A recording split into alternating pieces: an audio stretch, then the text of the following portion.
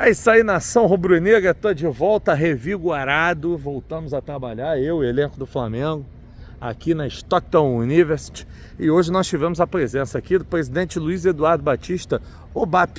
Ele deu uma entrevista que eu vou dizer para vocês, não perde nem um minuto, entrevista importantíssima. O BAP fala sobre todos os pontos que você, torcedor, quer saber. Fala sobre estádio, fala sobre o Wesley, revelação boa sobre o Wesley, que vem negociando o jogador há um tempo, fala sobre reforços, fala sobre o momento do Flamengo. Olha, é uma entrevista realmente esplêndida. O BAP aparece bem pouco. Que eu me recordo, é a primeira entrevista. Não, o BAP deu uma entrevista no gramado após o título da Supercopa. Depois da Supercopa é a primeira entrevista que eu vejo o BAP dando. Então prestem atenção, tintim por tintim. Além de camisa também, teve também. And then 1996, getting on the bus, Teve também aqui. Nigeria in the Olympics, gold medal. Go play Brazil. Sorry. Muito legal. But again, you look at the team. Juanco Canu. Canu? I watched Aqui pra ele. Canu. Muito legal. Amakachi. Nice. Jojo Okocha. JJ Okocha. Terrible basketball players. Yeah. You guys. So that's why this is Até a the game of próxima, pela magic. direção, vai estar segurando a camisa aqui. By the way, Saudi Arabia, before they got here, that year, Olha o their presidente last BAP friendlies aqui. outside, they lost 5-0 to Chile. And then they came here, and they make the second round. Do you also have a basketball team here at the university? Of course. Yeah, but it's which division? Three. Yeah, so Santiago Solari played Presidente. Division 3 college soccer. Ah, olha lá, ganhou a camisa lá também, ó. Thank you. Appreciate it. Oh. So when I leave here, I'm maybe going to Miami to see Santiago with Real Madrid when I'm finished here. I'll show you the picture here. Yep, you're welcome.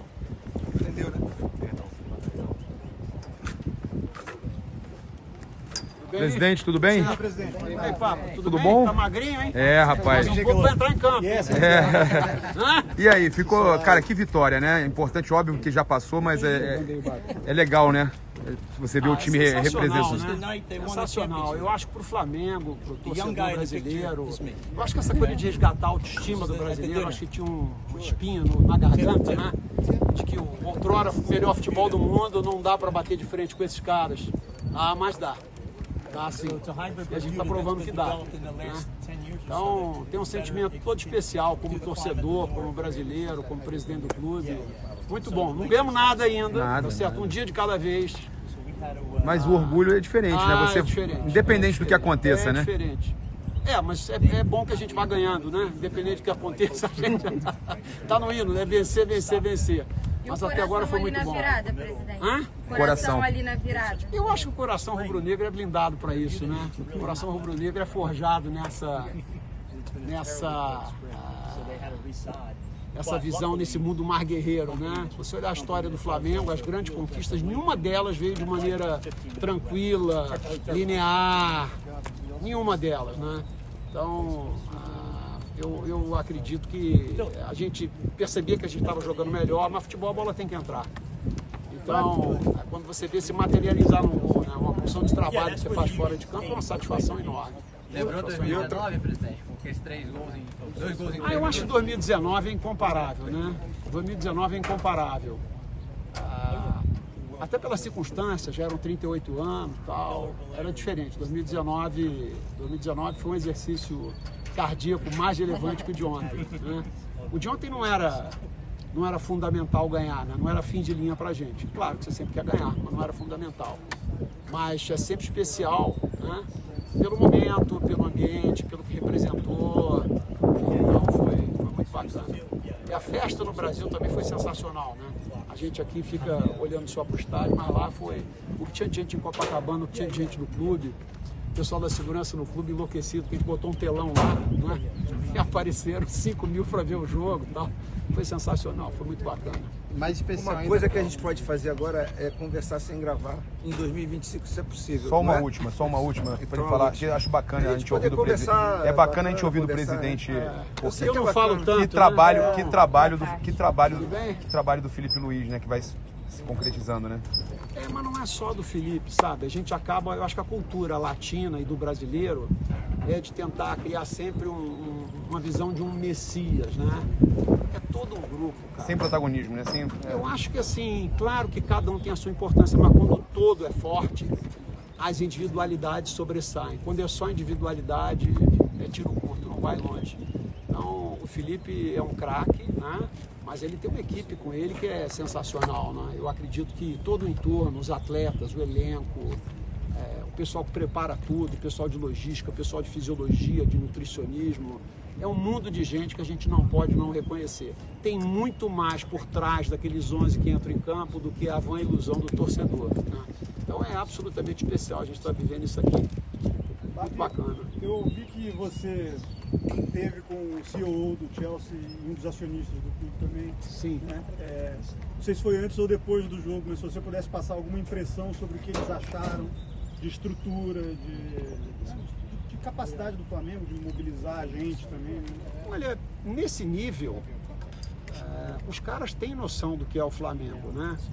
Não foi só o que eles viram ontem em campo. Claro que o resultado foi surpreendentemente negativo para eles. Eles não esperavam perder, nem esperavam perder com um domínio tão claro do Flamengo. Então eles tiveram aquele momento de decepção, mas foram muito elegantes. A gente encontrou com eles antes do jogo, ficamos conversando ali 1 hora, basicamente sobre estrutura de capital, falando de negócio, né? Como é que é um clube no Brasil, como é que um clube que não tem dono como o Flamengo tem essa pujança. Demonstraram interesse e curiosidade na parte de formação da base da gente. E depois o Wallace sempre faz o gol, né? O terceiro gol, então de alguma maneira reforçou corrobora uma preocupação, um interesse, uma curiosidade que eles tinham. Então foi uma conversa basicamente de negócios e eles disseram que quando vierem ao Rio vão nos procurar, e eles também colocaram o Chelsea à nossa disposição em Londres quando a gente for lá para conversar, para conhecer a estrutura deles. Então foi muito cordial. Eu entendo que um outro produto bacana desse Mundial da FIFA é que você acaba tendo contato com outros dirigentes que você não teria se não fosse por meio de transação de atleta, né? E eu costumo dizer que é sempre mais fácil você fazer negócio com quem você conhece, com quem você teve pessoalmente. Então, isso aí foi altamente positivo. E tem transação aí no meio? Isso que eu ia aproveitar. Tem transação aí no meio? Pois é, gente, vamos então não gravar Olha, transação, agora. Tá bom, vamos não gravar transação não tem, mas é óbvio que isso estreita relações, né? E que isso abre possibilidade de vocês falar diretamente. Futebol acaba sendo muito transacional em cima dos agentes, né? Dos intermediários. Quando você conhece os dirigentes, você tem uma situação diferente. Então a dinâmica fica diferente. Eu acho que é bom, vai ser bom para os clubes que vieram aqui, para o Flamengo, que tem um protagonismo no futebol brasileiro. Muita gente fala sobre internacionalização de marca, né? Internacionalização de marca é isso. É você vir jogar um Mundial, jogar bem, o mundo inteiro vê quem você é. Agora o mundo inteiro já sabe quem é o time que tem a maior torcida no planeta, que é o Clube de Regatas do Flamengo. Então isso aí, né? Isso aí, independentemente do que a gente conquistou até agora, já é uma coisa muito positiva. E essa convivência com jogadores, que não necessariamente é algo trivial da sua parte, você deixa aqui o futebol bem isolado da área institucional. Como é que foi esse papo? O que você sentiu dele? Eu convivo pouco com os atletas. Eu aprendi isso de longa data, que é o seguinte: todo presidente do clube no Brasil, ele é um torcedor maluco. Então eu fui aprendendo, vendo meus amigos, né, também malucos que se envolveram nesse processo comigo, de que não é uma boa você fazer mistura dessa coisa do profissional com a passionalidade que está ali do torcedor. Então eu encontro com eles assim de uma maneira muito rápida, cruzo no café da manhã, no elevador, mas eu tento não expressar para eles os meus sentimentos. Tudo que eu tenho que falar, eu falo para o Boto e para o Felipe Luiz. Fica ali e um trabalho de blindá-los, né? Vocês vejam, isso aqui, o que a gente está vivendo aqui é raro. Não tem um dirigente aqui com a gente. Sim. Né? Meu filho pergunta por que ele não pode vir. Eu digo que você não pode vir porque você não é nada do Flamengo além de ser torcedor. Entendeu? Você não tem nada de especial em relação aos outros 45 milhões, né? Então, a gente aqui está trabalhando, não está se divertindo. Então, blindar a turma para que eles façam um trabalho bem feito. Tem um detalhe que a bola tem que entrar, né? Mas tem um mundo de trabalho por trás. Então, deixar eles trabalharem em paz nesse lugar. Então, algumas pessoas questionam, né? Pô, o Flamengo já devia estar em Orlando. Estaria uma oba-oba agora, né? Estaria 10 mil rubro-negros invadindo o campo e tudo mais. Orlando mesmo Os caras fica falam, 40 pô, mas não quilômetros tem de ninguém Buxixe. aí que pensa que Atlantic City é isolado, que não era o melhor lugar. É exatamente por isso que a gente está aqui. Né? Longe, distante, numa estrutura legal, para que eles possam ter a tranquilidade de trabalharem sem estarem sendo assediados, sem estarem sendo importunados e fazerem o melhor que eles puderem pelo clube. Né? Eles estão andando tranquilos na rua, assim. A gente vê sempre que eles estão bem em paz. Acho que isso ajuda bastante. Deve ser uma experiência diferente para eles. Felipe né? Luiz, por exemplo. Andar na rua sem necessariamente ser importunado ou ser reconhecido. Mas o BAP te surpreende essa campanha, não só do Flamengo como dos brasileiros, porque eu sei que não se falava tanto desse Mundial, né? Como se fosse um protocolo, vai ter que ir lá para jogar, mas não vai, dificilmente alguém vai ganhar, fazer uma campanha boa. Mas pra gente não era isso aí que você falou, não. Eu sentia Não que você tinha, falava não, que não a tinha prioridade essa. era brasileiro, Hã? você falava isso. Mas a prioridade, porque o Mundial é uma vez a cada 4 anos. É claro que a prioridade ao brasileiro é a Libertadores. Né? Isso não resta nenhuma dúvida para quem está no futebol. Eles não têm dúvida nenhuma disso, do que é a nossa prioridade. Mas o Mundial você não precisa motivar ninguém. Né? Olha a dimensão que isso tem, né? Para vocês, para todo mundo. É legal você interagir, você conhecer outros lugares, ver os estádios que a gente está vendo, interagir com as pessoas que a gente está interagindo. Então você sai de uma experiência dessa, todo mundo sai melhor. Não é só o atleta, é o profissional que está aqui, o jornalista, o médico, o fisiologista. Todo mundo aprende alguma coisa com isso, né? E quando a gente volta, a gente olha para casa e depois isso aqui podia ser melhor. Então, eu acho que todo mundo ganha com isso. Eu acho que a motivação sempre existiu. Se surpreende, eu tenho uma visão de que nós temos, né? E o Nelson Rodrigues já dizia, aquele complexo de vira-lata, né? De achar que a gente é inferior em tudo e tal. Não é verdade isso. Na hora que a bola rola 11 contra 11, você vê que as coisas podem ser diferentes. Eu não sei se seria com todos os clubes, mas com os clubes top do Brasil, os clubes do Brasil, assim, nós estamos trazendo aqui os 3 últimos campeões de Libertadores, né? Então, estamos trazendo o Palmeiras, que é um clube que está muito bem no Brasil, quer dizer, 3 times do Rio de Janeiro, então é um momento especial. Então, achar que esses clubes conquistaram o que conquistaram por acaso, não foi por acaso. E os europeus, o futebol europeu, né, que está numa prateleira de cima em termos de qualidade, ele tem fundamentalmente jogadores de todos os lugares do mundo. Muitos da Argentina, muitos do Brasil, muitos do Equador, né, muitos da Colômbia. E isso tem feito também os campeonatos deles serem melhores. Na hora que você consegue ter jogadores nessa qualidade aqui, você tem um processo de melhora importante também. Então, o que acontece é que, como não havia esse tipo de torneio, só tem aquele no final do ano, onde você faz 1 ou 2 partidas, né? Fica o estigma de que o futebol sul-americano não é tão forte. Mas quando você coloca no modelo de competição desse, onde você tem que jogar 3 partidas no primeiro grupo, você vê, na maioria dos grupos está chegando na 3ª rodada aí, todo mundo fazendo conta para ver como é que vai ser com saldo de gols. Eu não sei se o time tal vai fazer 4 ou 5 no outro. Bom, para quem achava que ia ser fácil, eventualmente, está claro que não é tão fácil assim, né? É mais fácil falar. E vocês têm se falado, Diego, você com o Mário, com a Leila, com o próprio técnico? Cara, eu não falei nada com eles até agora, porque tem sido super corrido. E o que acontece?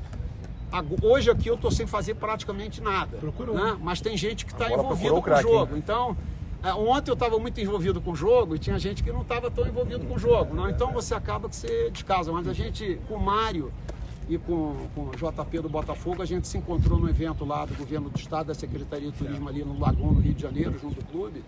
E foi muito bacana. A relação que a gente tem é uma relação bacana no futebol carioca. Ela melhorou nos últimos anos. E eu sempre advoguei isso, entendeu? Dentro de campo, o couro tem que comer, eu quero que o Flamengo ganhe, dane-se todo mundo. Mas fora de campo nós temos que ser amigos, temos que ser parceiros, fazer o negócio crescer, né? Então acho que isso tem sido bom. Eu acho que vai ser bom para os clubes brasileiros, vai ser bom para o futebol carioca, né?